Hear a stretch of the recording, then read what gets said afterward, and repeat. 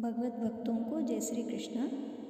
आज अधिक मास के 11वें दिन का 11वां अध्याय की कथा सुनेंगे। नारद जी कहने लगे, हे मुने, सब मुनियों से भी महाकठिन ऐसा कौन सा तप उस कुमारी ने किया, सो हमसे कहिए। श्री नारायण कहने लगे, वह कल्याणी सनातन शिव का अत्यंत उग्र तप करने लगी, जिनके सर्पों के आभूषण नंदी भृंगी से सेवित 24 तत्वों और तीनों गुणों से स्तुति किए गए 8 सिद्धियों और प्रकृति पुरुष स्तुत्य और जटा मुकुट से शोभित भाल में अर्धचंद्र ऐसे शिव को उद्देश्य करके वह बाला ग्रीष्म ऋतु के सूर्य में पंचांगी में स्थित हो दुष्कर तप करने लगी। हेमंत तथा शिशिर ऋतु में ठंडे जल में स्थित उसका मुख जल के ऊपर इस प्रकार दिखाई देता रहा जैसे जल के ऊपर कमल शोभायमान होता है। उसका ऐसा उग्र तप सुनकर इंद्र महाचिंता को प्राप्त हो गया। सब देवताओं को और महर्षियों द्वारा सराहने योग्य ऐसे उग्र तप में प्रवृत्त हुई ऋषि कन्या को 9000 वर्ष बीत गए। फिर पार्वती पति शंकर ने इसके तप से प्रसन्न होकर अपना अगोचर रूप दिखाया।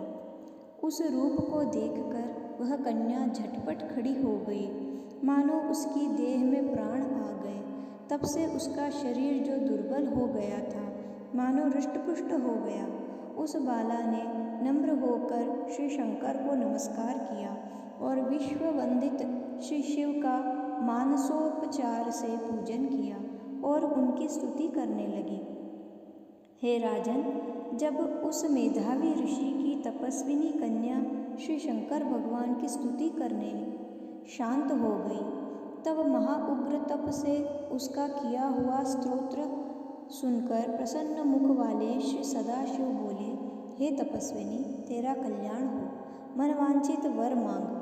महाआनंद में मग्न कुमारी ऐसा सुनकर प्रसन्न हुए शिवजी से यह वचन बोली, हे दीनानाथ, यदि आप मुझ पर प्रसन्न हो तो मुझको पति दीजिए। ऐसा ही वह 5 बार कहकर शांत हो गई।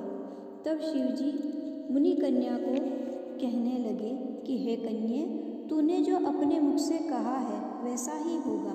तूने 5 बार पति मांगा, सो हे सुंदरी, तेरे 5 पति होंगे।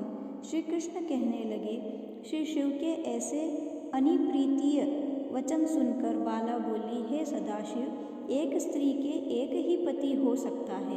कहीं भी स्त्री 5 पति वाली न देखी न सुनी। एक पुरुष के 5 स्त्री तो हो सकती है, 5 पतियों वाली कैसे होंगी? आपको ऐसा कहना योग्य नहीं है। हे प्रभु, ऐसा वरदान देने में आपको ही लज्जा होगी। उस कन्या के ऐसे वचन सुनकर श्री शिव कहने लगे कि इस जन्म में नहीं, अगले जन्म में होंगे।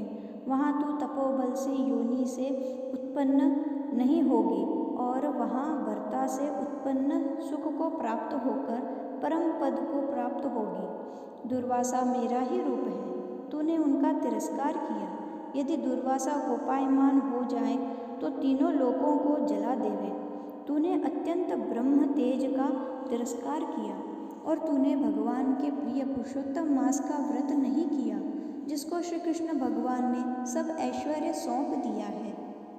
हे बाले, मैं ब्रह्मादिक देवता और नारदादिक तपस्वी जिन श्री भगवान की आज्ञा नहीं टाल सकते, तूने उनको नहीं पूजा और अनादर किया, इसलिए तेरे 5 पति होंगे।